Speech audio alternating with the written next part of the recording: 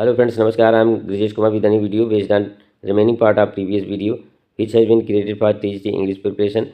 Here question number 151 is given as what is an incunable or incunabulum plural incunabula. Friends यहाँ पर आपको बताना है कि इनक्यूनेबल या इनक्यूनेबुलम जिसका प्लूरल इनक्यूनेबुला होता है ये किससे रिलेट करता है। इसका आंसर यहाँ पर दिया गया है a book pamphlet or broadside printed in Europe before the year 1501। Friends incunabula जो होता है ये एक प्रकार की बुक या पम्पलेट या ब्रोडसाइड होता है जो कि 1501 से पहले यूरोप में प्रकाशित हुआ। So correct option is C. Next question, question number 152। 152 is as follows a piece of writing which presents a characters inner thoughts is known as. Writing की ऐसी पीस जो कि किसी करेक्टर के इनर थॉट को प्रेजेंट करता है इसको किस नाम से जानते हैं। तो इसका आंसर यहाँ पर दिया गया है interior monologue. So correct option is A. Next question, question number 153। It is a short performance of an partial usually sandwiched between the acts of a long play it is. Friends यहाँ पर आपको बताना है कि कैसा short performance जो कि प्रायः पार्शियल होता है या फिर सामान्यतः सैंडविच होता है एक्ट्स और लॉन्ग प्ले के बीच में, इसको क्या कहते हैं। तो इसका यहाँ पे आंसर दिया गया है interlude. So correct option is C. Interlude का मतलब यह है कि बीच में अगर कोई प्ले हो रहा है या कोई प्रहसन हो रहा है तो बीच में जो है एक मजाकिया एपिसोड डाल दिया जाता है उसको इंटरल्यूड कहा जाता है। मनोरंजन के तौर पर जैसे कि नौटंकी में जोकर का रोल होता है तो उसी प्रकार से इंटरल्यूड भी एक जो है सेक्शन होता है किसी पार्शियल या यूजुअल जो प्ले होते हैं उनमें। Next question, question number 154। John Heywood's the 4 P's. यहाँ पर 4 पीस दिया गया है पॉथेकेरी, पाल्मर और पैरो ओनर एंड पेडलर, ये 4 पीज हैं। इसका नेक्स्ट जो पार्ट है आगे दिया गया है। Next part of this question is given है as here options of the above question are as follows. यहाँ इंटरल्यूड दिया गया है, कॉमिक रिलीफ दिया गया है, पोएटिक जस्टिस दिया गया है, मिस्ट्री प्ले दिया गया है। तो जो क्वेश्चन पूछा गया है उसका आंसर यहाँ पर हो जाएगा interlude. So correct option is A. Next question, question number 155। Abusive or venomous language used to express blame or censure और bitter deep seated ill will is. Friends यहाँ पर आपको इसका आंसर करना है कि एब्यूसिव या वेनोमस जो लैंग्वेज होती है प्रकटीकरण के लिए इसका जो है आलोचना किया जाता है इसको क्या कहेंगे। यहाँ पर इसका आंसर दिया गया है इनवेक्टिव कहा जाता है इसको। So correct option is B. Question number 156 दिया गया है the reversal of the normal word order in a sentence or phrase is known as. किसी सेंटेंस में किसी वर्ड का रिवर्सल जो होता है वो क्या कहलाता है। तो यहाँ पर इसका आंसर दिया गया है इन्वर्जन कहलाता है। इन्वर्जन का अर्थ ही उल्टा होता है। So correct option is A. Next question, question number 157। It is often published in a paperback edition with cheap price. It has all the entertaining stuff. Plot is interesting as it keeps the interest of the reader till the end. It mirrors the contemporary life. No serious issue is touched it is.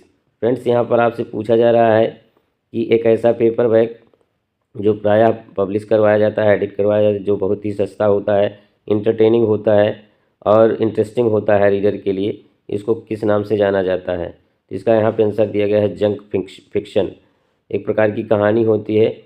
So correct option is A. Question number 158 is the Da Vinci Code is an instance of junk fiction. It is written by. यहाँ पर the Da Vinci code के लेखक का नाम पूछा गया है जो कि एक जंक फिक्शन है। इसके लेखक का नाम आपको बताना है। तो यहाँ पर इसका आंसर दिया गया है Dan Brown. So correct option is C. Question number 159. Early works which are produced in the author's or artist's youth are known as. जो आरंभिक तौर पर कार्य या परफॉर्मेंस किए जाते हैं ऑथर या किसी कलाकार के द्वारा, उसको किस नाम से जाना जाता है? तो यहाँ पर इसका आंसर दिया गया है जुवेनिलिया के नाम से जाना जाता है। So correct option is B. Question number 160. It is an act or instance of placing two elements close together or side by side. It is often done to compare or contrast the two to show similarities or differences. It is known as.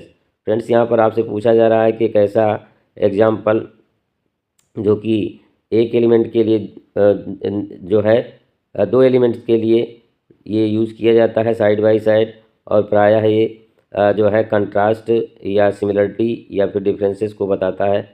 इसको किस नाम से जानते हैं? तो यहाँ पर इसका आंसर दिया गया है juxtaposition. So correct option is B.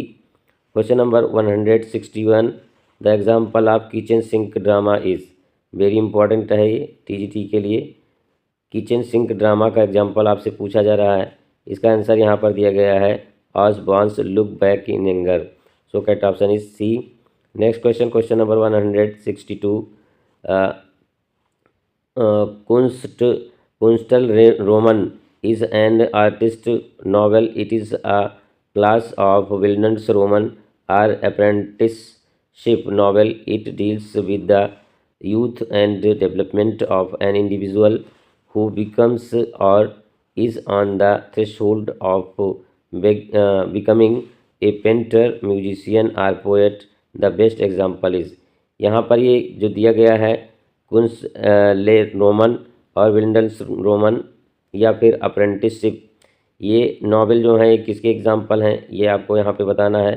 तो इसके यहाँ पर ऑप्शन दिए गए हैं। इसका सही ऑप्शन डी है, James Joyce a portrait of the artist as a young man. ये यहाँ से कोट किया गया है। So correct option is D. Once again, question number 163 is as follows. Leitmotif is. यहाँ पर इसका आपको सेंस बताना है। इसका रिमेनिंग पार्ट यहाँ पे दिया गया है आगे। थोड़ा सा इसको जूम आउट करते हैं ताकि पूरा दिखाई पड़े।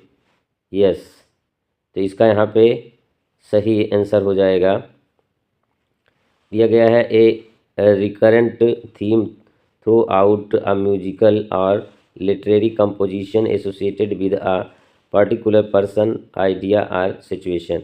सो correct option is C. Next question, question number 164.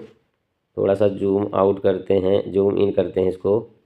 Yes, यहाँ पे क्वेश्चन नंबर 164 है. The term for a humorous verse for of 5 anapestic lines with a rhyme scheme AABBA is. यहाँ पर इस रेमिंग स्कीम के अनुसार आपको बताना है कि टर्म क्या यूज़ किया जा सकता है। तो इसके लिए यहाँ पर हो जाएगा limerick. So correct option is A. Limerick में जो रेमिंग स्कीम होती है AABBA होती है, यानी कि इसमें 7 जो है लाइनें होती हैं। Question number 165. The term is particularly used to refer to a group of artist. एक ऐसा टर्म जो विशेष करके किसी जो है आर्टिस्ट के ग्रुप को रिफ़र किया जाता है। एंड पार्टिकुलरली अमेरिकन एक्सपाट्रिएट और या फिर अमेरिका के एक्सपाट्रिएट जो होते हैं राइटर, उनके लिए यूज़ किया जाता है। Living in Paris during 1920s या फिर 1920 के दौरान दशक में जो पेरिस में रह रहे थे उनके लिए यूज़ किया जाता है। Gertrude Stein is credited with the coining the term though it was subsequently popularised by Ernest Hemingway. Credit इसका गर्ट्रूड को जाता है, गर्ट्रूड स्टीन को जाता है, जबकि इसको पॉपुलराइज करने का जो श्रेय है वो जाता है अर्नेस्ट हेमिंगवे को, who used it in the epigraph for his novel, जिसने अपने नॉवेल में इसका यूज़ किया था एपिग्राफ के रूप में. द सन आल्सो राइजेस, और इनके नावल का नाम होता है the Sun Also Rises. You are all a lost generation, this term is, ये टर्म कहाँ से है ये आपको बताना है। तो इसका आंसर दिया गया है the last generation, the last generation से ही लिया गया है। So correct option is A. Next question, question number 166, this term is used for a style of fiction that paints A realistic view of the modern world while also adding magical or supernatural elements. It is sometimes called fabulism in reference to the conventions of fables, myths and allegory. This term is, friends यहाँ पर आपको बताना है कि एक ऐसी style या लेखन शैली जो कि फिक्शन के लिए होती है और पेंट्स को या रियलिस्टिक व्यू को बताती है, और यहाँ पर उसमें मैजिकल या सुपर नेचुरल एलिमेंट्स भी मिला दिए जाते हैं, और इसको फैबुलिज्म भी कहा जाता है। तो कुल मिला के यहाँ पर आपसे पूछा जा रहा है कि ये किस प्रकार का टर्म होता है, किस प्रकार का शब्द होता है जो यूज़ किया जाता है। तो इसका आंसर यहाँ पर दिया गया है magical realism. So correct option is C, Wikipedia से लिया गया है। Question number 167, a style of writing, एक राइटिंग की ऐसी शैली, लेखन की ऐसी शैली इन विच रियलिस्टिक डिटेल्स, जिसमें वास्तविक विस्तार होता है, events, settings, characters and dialogues are interwoven with magical, जिसमें डायलॉग्स जो होते हैं, कैरेक्टर्स जो होते हैं, सेटिंग्स जो होती है, ये जो है मैजिक के साथ मिश्रित होती है, बिजारे और थोड़ा विचित्र होती है, फैंटास्टिक होती है, और क्या कहते हैं सुपर नेचुरल एलिमेंट्स भी होते हैं। This is the best description of, ये किसका सबसे बेस्ट डिस्क्रिप्शन है। तो यहाँ पर आपको वर्ड बताना है, इसके लिए मैजिक रियलिज्म हो जाएगा, सेम टाइप का आंसर है। So correct option is C. Question number 168 is Franz Roh is associated with, ये वर्ड फ्रांस रो किससे रिलेट करता है, एसोसिएट करता है, ये आपको यहाँ पे बताना है। तो इसका आंसर यहाँ पे दिया गया है मैजिकल रियलिज्म, ये मैजिकल रियलिज्म से ही एसोसिएट करता है। So correct option is A. Question number 169, an overall term for a class of novel written by Gabriel Garcia Marquez, Gunter Grass and John Pauls, इनके द्वारा लिखा गया जो है, आपको बताना है कि इनके द्वारा कौन सा टर्म यहाँ पर दिया गया है। तो यहाँ पर जो है इसके ऑप्शन दिए गए हैं। ऑप्शन ए है मैजिक स्पिरिलिज्म, ऑप्शन बी है मैजिक डैडिज्म, इसका जो रिमेनिंग ऑप्शन दिया गया है वो आगे है, यहाँ देख लेते हैं। Remaining options of the above question are here, यहाँ पे दिया गया है मैजिकल रियलिज्म, सरियलिज्म, इसका आंसर दिया गया है magical realism. So correct option is C. Next question, question number 170 and last question of this session. I will continue creating videos for TGT English preparation if you support me by subscribing my channel. Question number 170 is the ridiculous misuse of a word, किसी word का misuse जो ridiculous वे में किया जाता है, मजाकिया वे में किया जाता है, इसको क्या कहेंगे, इसके लिए कौन सा वर्ड यूज़ करेंगे। तो यहाँ पर दिया गया है malapropism. So correct option is D.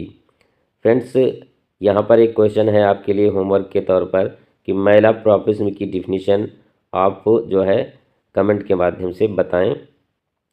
और वही पुरानी बात मैं फिर दोहराता हूँ कि यदि वीडियो आपको अच्छा लगे लाइक करें, ना अच्छा लगे डिसलाइक करें, कमेंट करना बिल्कुल भी ना भूलें। और यदि इस वीडियो से आपको कुछ लाभ मिलता है TGT प्रिपरेशन के लिए तो please support me and subscribe my channel to get notification as soon as you wish. Thank you very much.